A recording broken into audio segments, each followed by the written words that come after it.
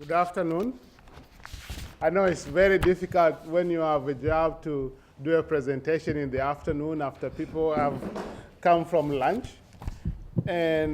But hopefully I will try to make it fun for all of us and be able to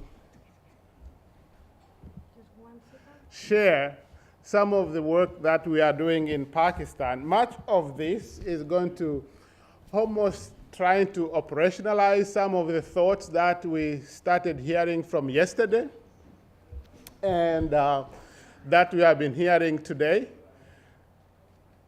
And to share with you in a small way what I think are some signs of hope. And sometimes these signs of hope are often not very reported very much in the news, or we don't get to hear about this kind of thing. So I believe very strongly in the work of citizen diplomats. That's what I call myself. I spend most of my working time trying to connect people around the world, sending our students to study abroad, but also bringing some other people, students, professionals, to the US so that we can learn and profit professionally, but also learn about each other as people, and to be able to overcome some of differences, some of stereotypes that we have of each other, and be able to achieve what the previous speakers from yesterday have been talking about. Let me give you the context of the work that we are doing in Pakistan. So in 2007, I traveled to Pakistan, and I was attending a conference organized by the Fulbright Commission in Pakistan of individuals who have participated in that program in the US. Pakistan has the largest Fulbright program in the world. And at this conference, this one young man shared his personal story. A Pakistani student had come to the US, had been selected to come to the US participating on a program that was a one-year program in the United States. And this young man shared with the conference that I'd participated in that when he was selected, he lost all of his friends, all of his Pakistani friends, because they started calling him a traitor. That he has been selected to go to this evil country in the United States. This country that is not a good friend of Pakistan, and all the Americans are out to kill Pakistans, and they are also not good friends of Islam. But this young man also shared that when he came to the United States, he realized a lot of things that he had learned and heard were not actually true. And so when he went back, he's sharing with his family and other friends he had made that there are a lot of misconceptions about what they hear about the United States. Now, fast forward, about 2 years ago, we started a project in Pakistan connecting schools, 3 schools in North Carolina in our area where we live, and some schools outside Islamabad called Taxila. And we exchange educators and students, especially students from Pakistan. And we are focused on elementary school students and high school students. So these are very young students. I believe that maybe some of our hope, like so many of you said today, is in our young people. That young people have the potential of trying to help us do many of the things that we want to do. So in 2012, we brought a group of 24 students from Pakistan and educators to North Carolina. And they were in 3 different schools, and they were so excited to be in these schools. And so they are going around taking pictures of the buildings, and they are so happy to be interacting with our students and our teachers.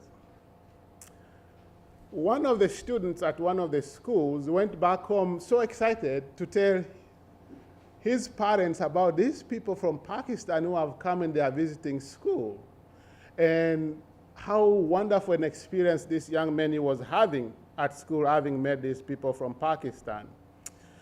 Well, the father of this student is a former military man. He was so upset. He was so upset that this school where his children go has invited these bad Pakistani people, and they are going around taking pictures of the students in the school building. So, in fact, he was so upset such that he called the FBI to report about this incident of these Pakistanis who are at the school. He called CIA, and he called State Department, reporting about this incident that is occurring at the school where they have invited these Pakistani people. So my office got a call that this parent who has reported the Pakistanis being at the schools, and he has already called all these different people. And then the parent called my office. He said, "What are you doing bringing these Pakistani people?" Because then he had come to know that I was responsible for bringing these Pakistanis in our area, in our schools. Unfortunately, I was not in the office, but my assistant was there, and he talked to this man for about 15 minutes, explained to him the nature of the program that we were doing. Well, this program is actually funded by the US Department of State, and is funded from Islamabad at the embassy level. So we explained to him that this program is actually funded by state, and the Department of State actually knows about the presence of these people in our area, so you don't have to worry. I'm saying I'm giving you these 2 stories to try to help you understand the context, but also to try to help you understand why this kind of a project has been very important to us, not only for the Pakistanis, but also for the Americans, because we all have these stereotypes of each other. And many of you, especially for those from Pakistan and from Afghanistan, understand that the issue of drones, for example, has been a very divisive one in that region. And so most people view Americans through what has been done with bombs dropped down by the drones. At the same time, in the US, people also have different perceptions. So the United States has provided a lot of aid to Pakistan. In fact, they have been partners for a very long time. And then many people, at least in my area, in our area, and I also know many people in the United States, look at Pakistan and say, why are we providing all this money to Pakistan, and Pakistan is not very helpful to our fight against terror? So they see bin Laden, for example, living in Pakistan and is being captured in Pakistan, and say, how can Pakistan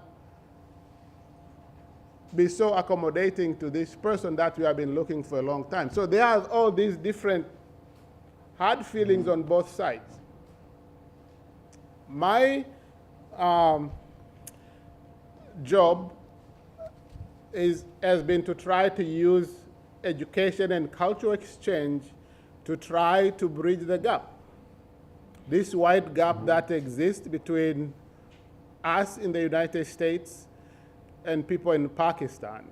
And I'll share with you, I think we've made some very good progress in bridging that gap. So this project that we are doing has three main components. It started as an online collaboration between our schools, both in North Carolina and in Pakistan. And then I said we had a chance to apply for some funding from the embassy in Islamabad. I said it's important for people to be able to connect face to face and learn from each other, and being able to sit down together, share meals, live together for a period of time, and get to know each other as people. And so the hallmark of this project that we are doing is that people have to live in each other's homes. So these students and these educators who travel to the US or to Pakistan live with American families and Pakistani families. And so for the last 2 years, we have already exchanged about 70 people on both sides. The unfortunate thing is that we haven't been able to send American students to Pakistan. We've been fighting with State Department. State Department has not allowed us to send American students to Pakistan. But we have, every year I've taken a group of educators to Pakistan, and they start collaborating with other Pakistanis there.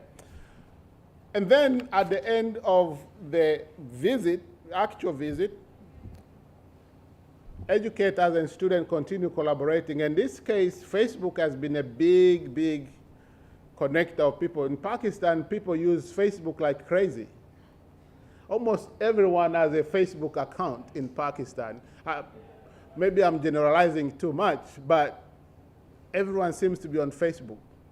And Facebook has been a medium of connecting people. And now there are a lot of things that are happening on Facebook that I'm not aware of, but the discussion are going. Some discussion between the teachers, some discussion between students, but also families have become so tight together in this collaboration. So what have we achieved?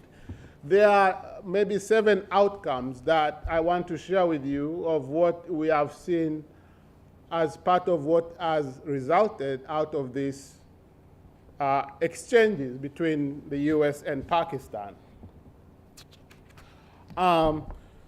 We have seen improved perception in the community about the US and Pakistan.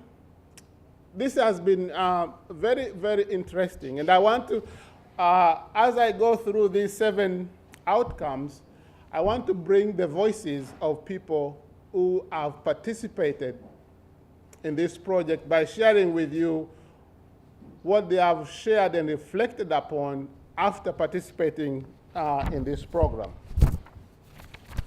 So one teacher from North Carolina who participated in this program shared the following, and I'm going to read it for you so that I don't lose the essence of what she shared. For those who question why I would go to Pakistan, a terrorist country whose citizens only wish harm on Americans, why? My reply is this: I went to Pakistan not because I love Pakistan, but because I love America.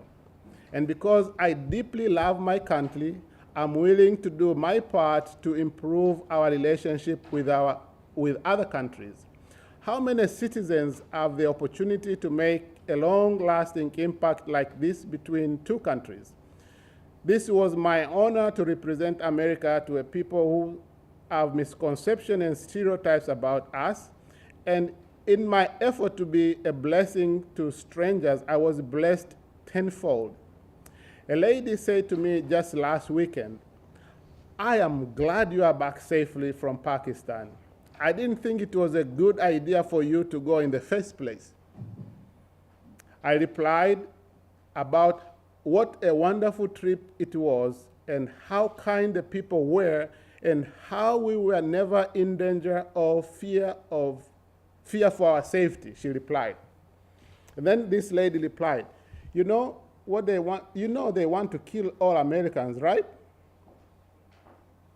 I looked at her and thought, you are the reason this project needs to continue. But instead, I said to her, I lived among some of the kindest people I've ever met for 8 days. They welcomed me in their homes. They gave us their beds for me.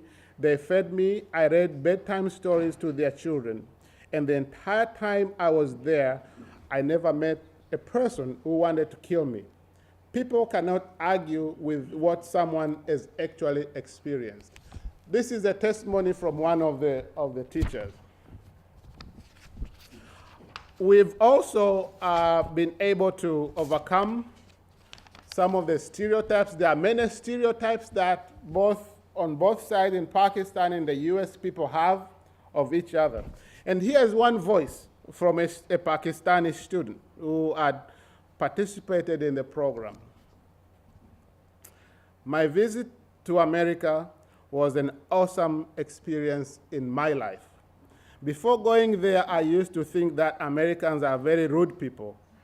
They don't like to talk to Pakistanis, and they don't live in family as we do. But when I met them and spent time with them, all my stereotypes were vanished. Americans live like families and treated us very well. When we were living with our host families, they took care of us like their own children. Every day, they used to ask me if I needed anything. My host family took me shopping in Charlotte. I went to a street with them to see the Christmas lightning, which was so pretty. My host family gifted me a stuffed toy as well, which I named Aldridge after my host families, whose family name was Aldridge. The thing that I observed the most was that Americans were very busy people. They didn't have time for themselves, and they loved sports. My host family was very loving and caring. So this is a student reflecting on our experience of living in an American family. Also, there are a lot of, because people live in their host families, there's a lot of sharing that goes on in the homes, at the dinner table, where people have become comfortable now. They're able to exchange a lot of things, including discussion about religious issues, sometimes that are not easy to discuss in public.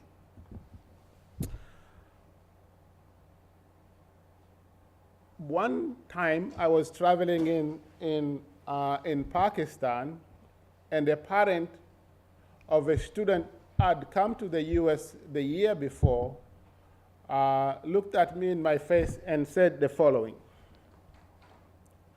This was a parent talking to me now. He said, my grandfather was a very conservative Muslim. My father is a very conservative Muslim. And I am a very conservative Muslim. I could not have allowed my daughter to go into a Christian church, he said. But she did that in the US. When she came back and told us what Christians do in their churches, we were amazed. We now have very different views about Christians and their churches. I did not know what to say to this man. I just looked at him and just smiled. And that was where that ended. But this gives you a small glimpse of what has happened in this project. In this picture that you are seeing here, to the left is a mosque in Islamabad. At one point, this was the largest mosque in the world. I don't think it's any larger today, because there have been other mosques larger than this one that have been built. On the right is a church, also in Islamabad. On this particular day, when I was in Pakistan this last February with a group of educators, it was a Sunday, and our host had planned for our group to visit this mosque. For a lot of members in my group, this was the first time they were in a mosque. They have never been in a mosque. So they were so amazed about how the mosque looks like inside, and it did not look any different than many other places of worship. Immediately after the visit to this mosque, we went to this Episcopalian church. No, it's Anglican church in Islamabad, and we attended the service. This, for our Pakistani colleagues, this was the first time they entered the church. And there were a lot of questions being asked. Me, I was observing from far and seeing conversations going on about what was happening in the church, but they were learning. For me, this is not something that I thought that we could achieve or we could do. I could not articulate this when I was writing a project, but it's something that has happened. People are beginning to share about what they have learned. Building trust.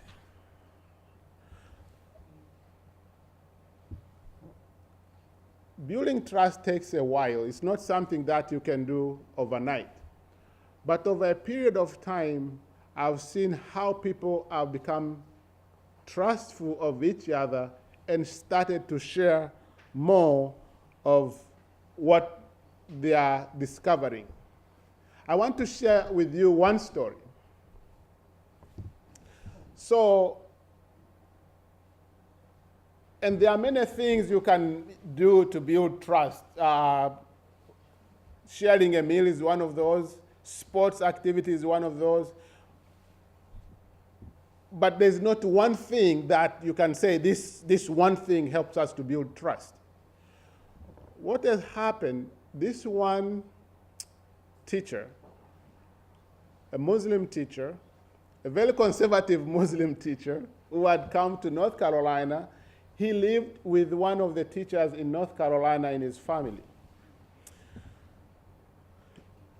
One evening, the teacher, the male teacher of the family, had a meeting and had to go to this meeting in the evening. So he told this Pakistani teacher that, I have a meeting, I'm going to go, I'm going to leave you and my wife with the kids, can stay here, and I'm most likely going to have a meal there because there's a meal that has been arranged, and you guys can have a meal together here. For this Pakistani teacher, this was very, very strange. How can this man leave me in his house with his wife? For some of us, this is not something unusual. For him, it was very, very unusual. So the way he interpreted it was that this man trusts me with his wife. Now, some of you from Pakistan or maybe even Afghanistan, you may understand this in the context. For those of us from the US, it's very difficult to understand. So this same teacher, when he went back to Pakistan, now at our schools in Pakistan, they were getting ready to host the American group that was going to visit. And one condition is that people must live in others' homes. So Americans were going to live in the Pakistani homes, but they were having very hard time finding host families for American male teachers. You know why? Because they say, it's very difficult for Pakistani families to host these males in their house who are not relatives or they are not very close friends. And so having these males in their house was becoming problematic, and none of them was willing to open their homes for the American males. So this teacher You remember the teacher I told you the story about who was left in the house with the wife of the other teacher? He stood up and said, I want to share something with you. When I was in the United States, this teacher trusted me with his wife and left me in his house. And he told about this story. After he told the story, his colleagues trusted him and they opened their homes for these American men. But that shows you a level of trust that we have achieved through this program. We have also seen people building relationships among students, educators, and communities. We now, for example, I've observed this. In our community, when people on the news, when they hear Pakistan, people tune in their ears and they want to listen more. And they are concerned now because they have friends in Pakistan. And they want to know what is happening. But also they have different lenses of trying to understand what is happening. They understand what the report is being reported on the news. And they immediately go on the Facebook. This is funny. They go on the Facebook and they ask their friends in Pakistan, we have seen this on the news. What's happening there? So this is something that is happening. But also our students who have participated in this program are achieving something very, very interesting. Let me share with you one comment from a student. This is an American student who had participated in this program. We bring them to Washington, D.C., and they come here together. Here's what the student said. When I heard about the visitors from Pakistan coming to our school, I thought they were coming from a violent place because that is what I saw on television on the news.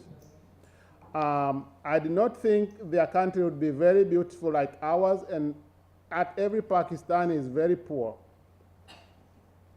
What I discovered was very different from what I was thinking before.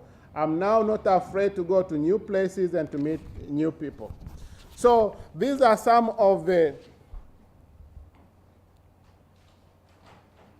things that have happened in this project. It is my hope that this project is a very small pebble that we have thrown in a very large ocean. And I hope that it will help us to get to a better understanding of each other and maybe build peace and mutual understanding. Thank you.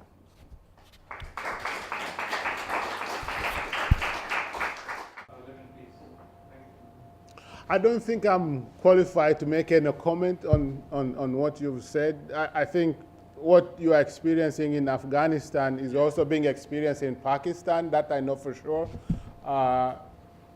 in many cities of Pakistan. And so I think, but it does not diminish the work that as citizen diplomats we need to continue doing, trying to bring people together to say that, in spite of what is happening, we all still want the same thing. The Pakistanis and the Afghans want peace. Yes. That much I know for sure.